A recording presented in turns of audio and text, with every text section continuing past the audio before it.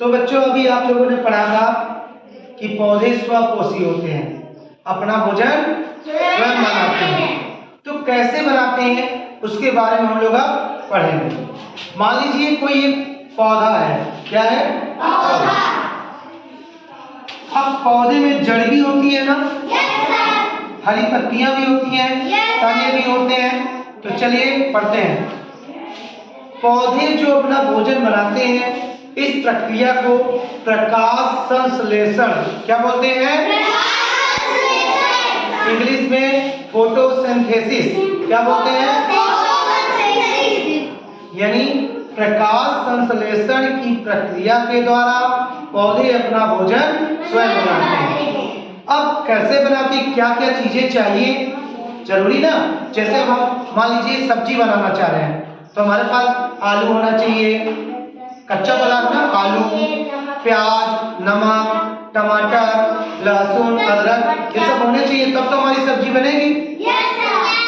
वैसे ही, हाँ बेटा, ऐसे ही पौधों का भी तो कच्चे मटेरियल होंगे तभी तो अपना खाना बनाएगा। तो उनके पास सबसे पहले होना चाहिए सूर्य का प्रकाश।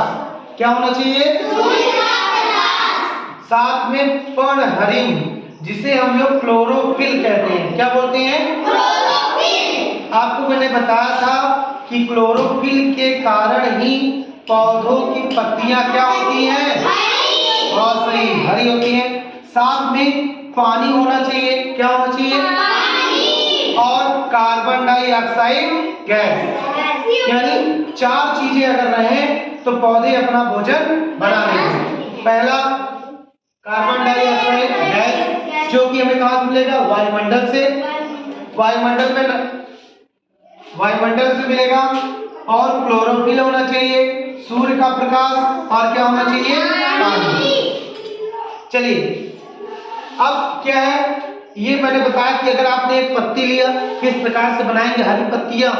जब तक हरी पत्तियां नहीं रहेंगी तब तक पौधे अपना भोजन नहीं बना पाएंगे ना। तो चलिए मैंने एक पत्ती लिया, ठीक है, सूर्य का प्रकाश यहाँ पत्ती पे पड़ा, पर्णहरित है जिसके कारण पत्तियां हरी हैं, कार्बन डाइऑक्साइड और साथ में क्या है? पानी। तो क्या बन गया? कार्बोहाइड्रेट, यानी पौधों का भोजन। और साथ में कौन सी गैस निकली? कौन सी गैस निकली? O2, ऑक्सीजन गैस निकली। कौन सी? आपने पढ़ा भी था कि पौधे कार्बन डाइऑक्साइड गैस लेते हैं और ऑक्सीजन छोड़ते हैं। हम लोग कौन सी गैस लेते हैं? ऑक्सीजन। और पेड़ पौधे कार्बन डाइऑक्साइड। देखिए तो यहाँ पे उसने कौन सी गैस ली? Carbon dioxide. और कौन सी गैस निकाली? तो हम इसको इस तरीके से समझ सकते हैं, कार्बन डाइऑक्साइड गैस होनी चाहिए, साथ में पानी। अच्छा, जल का रासायनिक सूत्र क्या है? H2O। क्या है? H2O। और इसका CO2। देखिए, सूर्य का प्रकाश होना चाहिए और पत्तियों में पर्णहरित। क्या होना चाहिए? जिसे हम लोग क्लोरोफिल कहते हैं। तो हमारा क्या बनेगा? कार्बोहाइड्रेट, पौधों का भोजन। और कौन सी गैस निकलेगी? O2। तो बन गया ना?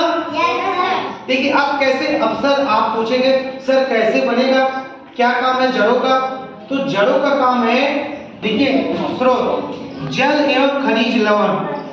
जल एवं खनिज लवण, पानी को हम जल कहते हैं ना? ये किसके द्वारा? मिट्टी से। अब मिट्टी कहाँ पाई जाएगी? जड़ों में ना, कि पत्तियों में? जड़ों में। तो मिट्टी का काम है जल एवं खनिज लवण जड़ द्वारा मिट्टी से अवशोषित, अवशोषित मतलब होता है सोख कर लेना, अवशोषित मतलब लेना। जड़ द्वारा मिट्टी से, मिट्टी मतलब जमीन से अवशोषित करके तना, ये तने है ना, ये जो निकले हैं तने है ना, और ये पत्तियां, तने एवं शाखाओं के माध्यम से पत्तियों और तनों तक पहुंचाना। यानी ये क्या करते हैं? जड़ ये नीचे से खनिज लवण और जल लेते हैं और ले जाकर कहा? पत्तियों और तनों तक पहुंचा देते हैं।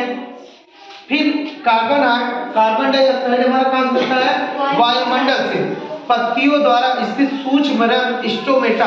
आपने कभी पत्ती देखा आम की? इसमें छोटे छोटे छिद्र होते हैं।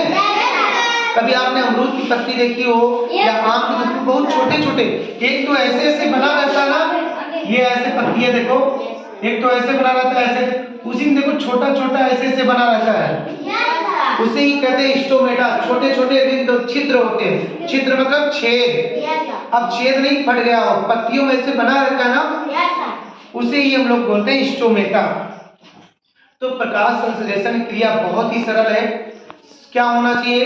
सूर्य का प्रकाश, कार्बन डाइऑक्साइड गैस और हरित लवक और पानी, जिसे हरित हम लोग कहते हैं, और पानी, इससे हमारा प्रकाश संश्लेषण क्रिया संपन्न हो जाती है।